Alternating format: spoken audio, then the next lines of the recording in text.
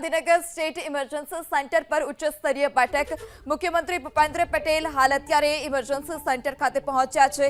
રાજ્યના સરહદી જિલ્લાની સ્થિતિ અંગે સમીક્ષા કરવામાં આવશે।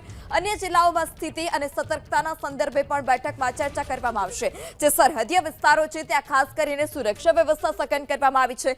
કેવા પ્રકારની રણનીતિ રહેશે, સુવિધા કેવા પ્રકારની છે, આરોગ્ય સુવિધા કેવા પ્રકારની છે, આ તમામ મુદ્દે ચર્ચા કરવામાં આવશે। ઉચ્ચ સ્તરીય બેઠક ગઈકાલે પણ મુખ્યમંત્રી ભૂપેન્દ્ર પટેલની અધ્યક્ષતામાં બેઠક યોજાઈ હતી, જેમાં અલગ અલગ મુદ્દાઓ પર ચર્ચા કરવામાં આવી હતી।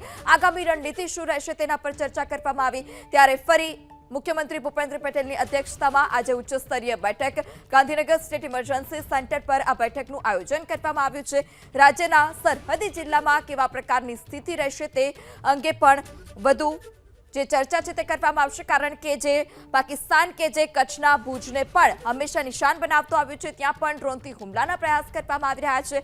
અલગ અલગ આસપાસના જે ગામો છે સરહદીય વિસ્તારના, તે જગ્યા પર પણ પાકિસ્તાન હુમલાના પ્રયાસ કરી રહ્યું છે, પરંતુ જે તમામ હુમલાના પ્રયાસ છે તે તમામ પ્રયાસ નિષ્ફળ સાબિત થયા છે। ત્યારે સુરક્ષા વ્યવસ્થાના ભાગરૂપે બેઠકનું આયોજન, વધુ માહિતી સાથે સંવાદદાતા રાજલ પણ આપણા સાથે છે। રાજલ પાસેથી વધુ માહિતી લઈશું। જી રાજલ, બેઠકને લઈશું વધારે અપડેટ્સ।